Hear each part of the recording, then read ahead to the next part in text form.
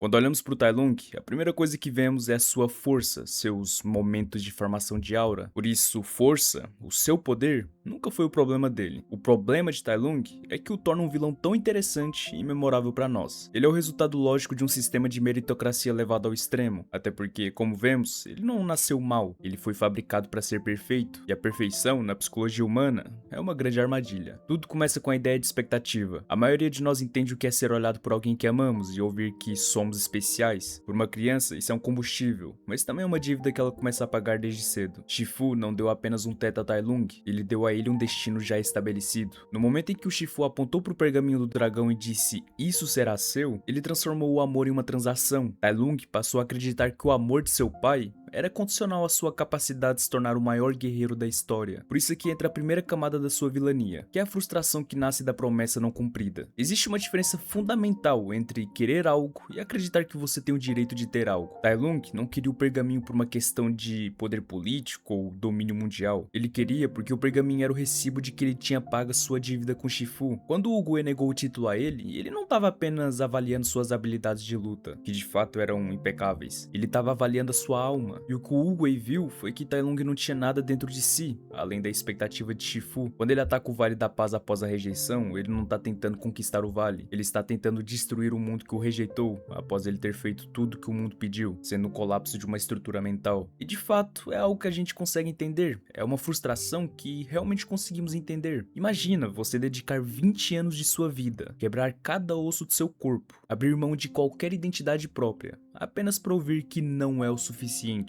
A frustração não gera apenas tristeza, ela gera uma fúria irracional que diz: se eu não posso ser o que vocês querem, eu serei o que vocês mais temem. O que torna isso tão interessante é o fato de que Tai Lung de certa forma é um espelho. Ele reflete o que acontece quando o ego é alimentado pela validação externa. Ele nunca aprendeu a olhar para dentro, porque Shifu sempre lhe disse para olhar para o pergaminho. Por isso, quando ele finalmente escapa da prisão e volta para o Palácio de Jade, ele não volta como um conquistador, mas como um cobrador de dívidas. Ele vai até Shifu não para pedir perdão, mas para exigir o pagamento. Vale lembrar que toda sua construção inicial como vilão é realmente incrível, porque se você quer criar um vilão verdadeiramente impactante, o público precisa temê-lo antes mesmo de conhecê-lo. E Kung Fu Panda deu aulas em como fazer isso sem um personagem dizer uma única palavra. Tudo começa com a reação de Shifu. Até o momento, víamos o Shifu como um mestre sábio, calmo, forte o bastante para conseguir imobilizar os 5 furiosos sem esforço algum. No entanto, no momento em que a possibilidade do retorno de Tai Lung é mencionada por Oogway, Shifu entra em total pânico.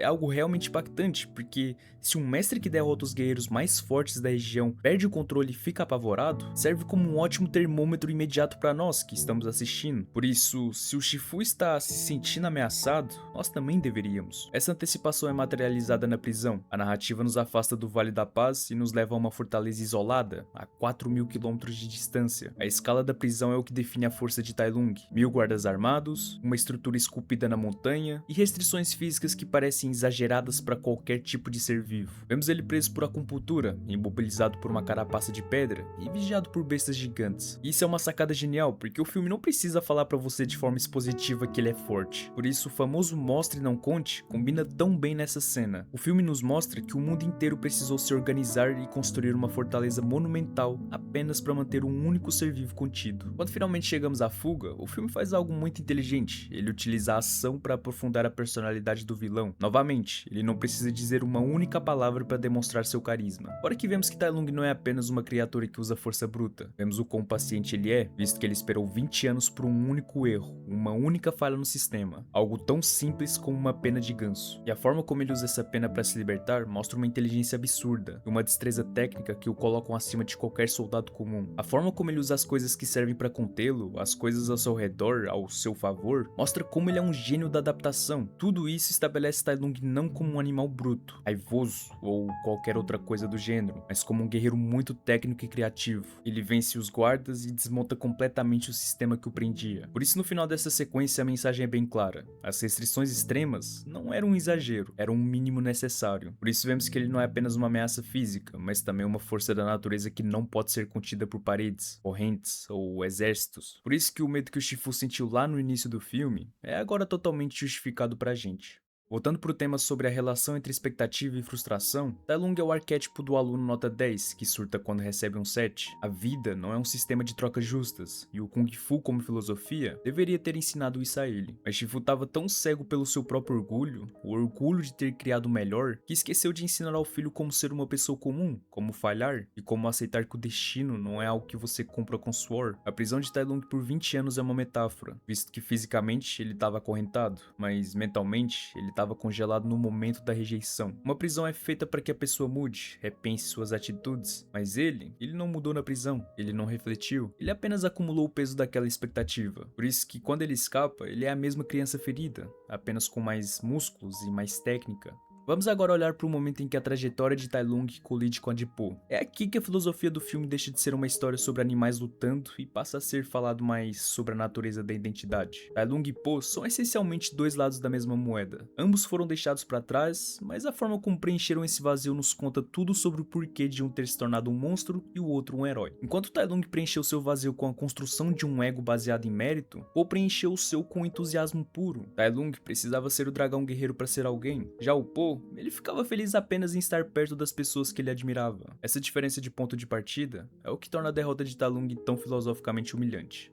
A vilania de Tai Lung atinge seu ápice quando ele descobre que o pergaminho do dragão está vazio. Para ele, isso não é apenas uma decepção, é um insulto existencial. Ele passou 20 anos em uma cela acreditando que havia um segredo, uma fórmula, um poder místico que finalmente preencheria o buraco que Shifu deixou, mas quando ele olha para o pergaminho e vê apenas o seu próprio reflexo, ele entra em curto-circuito. Ele não consegue entender que a mensagem é sobre aceitação, porque ele passou a vida inteira sendo ensinado que ele só tinha valor se fosse mais do que ele era. Por isso que o conflito final entre Tai Lung e Po é o embate entre a expectativa rígida e a aceitação fluida. Tai Lung luta com uma técnica perfeita, mas sem alma. Cada golpe dele é feito de forma minuciosa. Já Po luta com o que tem, a sua gordura, seu peso, a sua alegria. Por isso que o Tai Lung não consegue derrotar o Po, porque ele não consegue processar algo que não segue as regras do mérito. A cabeça dele, um panda gordo e sem treinamento, não deveria ser capaz de tocá-lo. E é por isso que quando a realidade não se curva à sua expectativa de como as coisas deveriam ser, ele desmorona psicologicamente. É engraçado porque isso me lembra de um vídeo que eu vi há um tempo atrás, de um pro player de Street Fighter enfrentando um cara comum em um torneio. Esse cara era tão imprevisível e aleatório que fez esse pro player perder e tiltar. E eu, como sou uma pessoa que já jogou jogos competitivos e joga às vezes, eu consigo entender, porque é algo que foge totalmente do padrão da pessoa. E o engraçado é que isso pode se aplicar a muitas coisas da vida.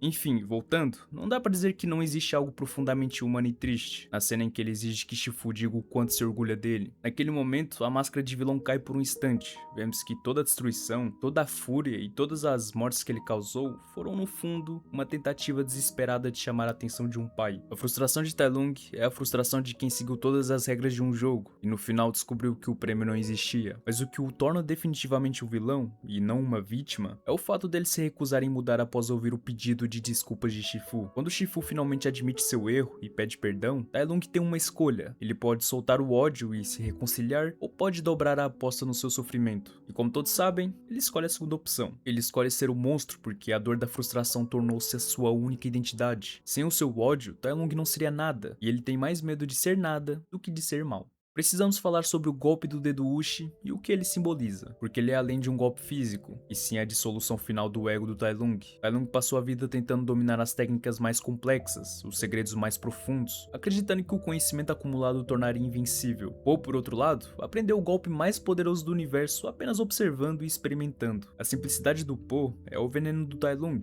O fato do Po dizer "eu aprendi sozinho" é a última facada no orgulho de alguém que acredita que o Kung Fu é uma hierarquia de elite. A queda de Tai Lung nos ensina que a expectativa é a mãe de toda a frustração. Quando colocamos o nosso valor pessoal em um título, em um objeto ou na aprovação de outra pessoa, estamos construindo nossa casa sobre a areia. Tai Lung era um mestre de 1000 pergaminhos, mas não era mestre de si mesmo. Ele era um escravo de uma promessa que Shifu não tinha o poder de cumprir. No fim, a história dele é uma tragédia sobre o perigo de se tornar o que os outros esperam de você. Ele foi o melhor aluno, o melhor filho e o melhor guerreiro, e tudo o que isso lhe rendeu foi uma cela fria e um pergaminho em branco. A sua vilania é o resultado de uma alma que se cansou de tentar ser perfeita e decidiu que, se o céu não o aceitava, ele incendiaria a terra. E apesar de todos os momentos de aura, de mostrar ser o cara mais perigoso do mundo, ele acaba por desaparecer não como um conquistador ou um maior guerreiro, mas como uma lição. E o poder sem humildade é apenas um fardo. E a expectativa, quando não é temperada com a realidade da nossa própria humanidade, é o caminho mais curto para a loucura. Tai Lung